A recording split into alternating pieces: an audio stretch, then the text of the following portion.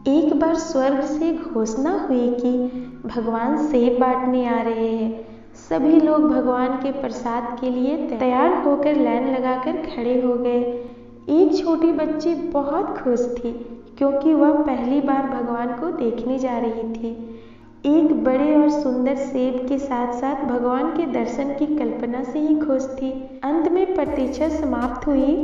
बहुत लंबी कतार में जब उसका नंबर आया तो भगवान ने उसे एक बड़ा और लाल सेब दिया, लेकिन जैसे ही उसने सेब पकड़कर लाइन से बाहर निकली, उसका सेब हाथ से छूटकर कीचड़ में गिर गया।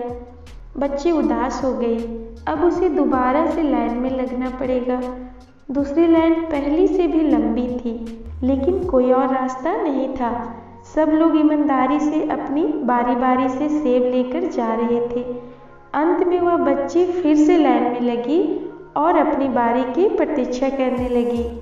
आधी कतार को सेब मिलने के बाद सेब खत्म होने लगी। अब तो बच्ची बहुत उदास हो गई।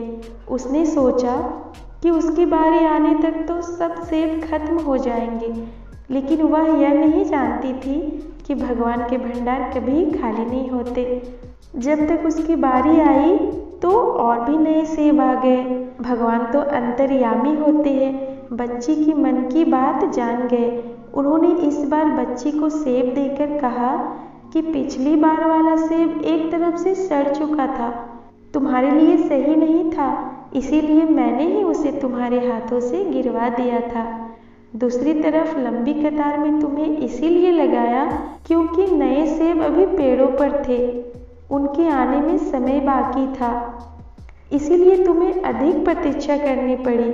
ये सेब अधिक लाल, सुंदर और तुम्हारे लिए उपयुक्त है। भगवान की बात सुनकर बच्ची संतुष्ट होकर गई। इसी प्रकार यदि आपके किसी काम में विलंब हो रहा है तो उसे भगवान की इच्छा मानकर स्वीकार करें। जिस प्रकार अपने बच्चों को उत्तम से उत्तम देने का प्रयास करते हैं, उसी प्रकार भगवान भी अपने बच्चों को वही देंगे जो उनके लिए उत्तम होगा। ईमानदारी से अपनी बारी की प्रतीक्षा करें और उन परमपिता की कृपा के लिए हर पल हर क्षण उनका गुणगान करें।